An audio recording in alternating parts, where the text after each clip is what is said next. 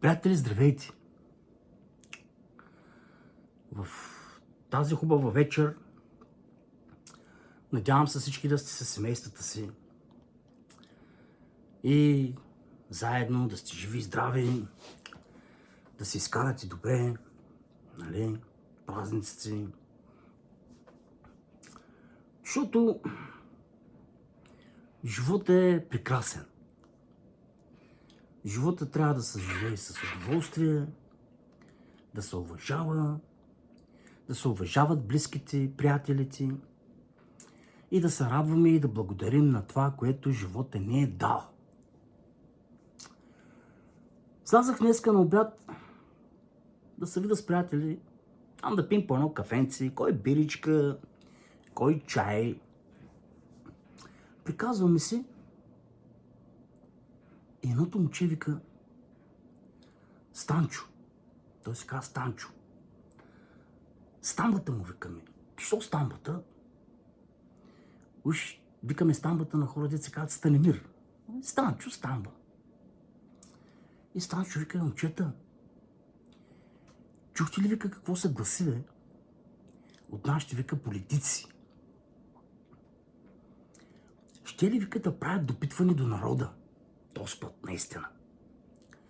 Ама официално допитване до народа. Нещо като референдум. За или против еврото. И еврозоната. Шенген. Европейския съюз. Обаче допитването щяло да бъде и поименно. Нали? Казваш си името и зачеркваш. Пишеш си името и зачеркваш да или не. Нали? И вече като излязат резултатите, нали, като преборят там, имената ще се въвеждат в графи. От едната графа хората, които са против еврото и Европейския съюз, а в другата графа със списък по имената хората, които са за. Нали? И тези, дето били против еврото и против Европейския съюз, ще ли да им се издават вече визи да пътуват? Ще пътуват с визи до Европа. Нали? Защото така е. Ако не си в Европейския съюз, трябва справедливо. Пък тези деца са за Европейския съюз и за еврото, те ще си бръмчат както до сега. Ще се влизат, ще се излизат, ще се ходят във всяка една европейска държава без проблем. Обаче другите, нали, понеже, нали, да се чуе тяхното мнение, визи. Обаче по-интересното е, че ако някой реши да им дойде на гости от европейска държава, от Европейския съюз членка, на тях да им дойде на гости, подава заявление къде отива, посочва адреса, при кой човек ще гостува и виза е за него. И за него виза. И това ще бъде разяснено по новините на хората, ще им бъде обяснено, нали, всички тези условия. И когато хората са наясно, вече ще се пристъпи към това гласуване.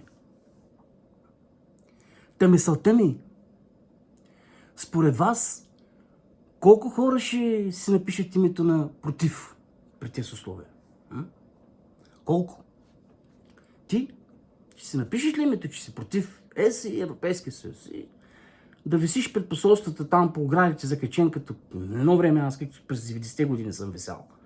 Няма вече на самолета и в Европа. Няма такива работи. Виза, ако те одобрят. Ама според мен по-важното е да сме живи и здрави. Нали, ако си истински патриот, казваш против съм, против. Иначе какъв българин си? Маленки те смешни европейци, то с Европейски съюз. Какво ще правиш в Германия, бе, човек? Какво ще правиш в Франция, в Испания? Какво ще правиш? Ама ще ти малко да поработи. Който стой си заработи си в България, бе. Нивите стоят, пустеят на дядо ти нивите, бе. На дядо ти, на баща ти. Аз имам земя, мога ти дам също.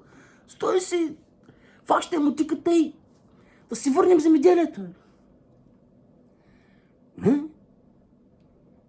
Мислете преди да взимате решение. Живи и здрави, весели празници!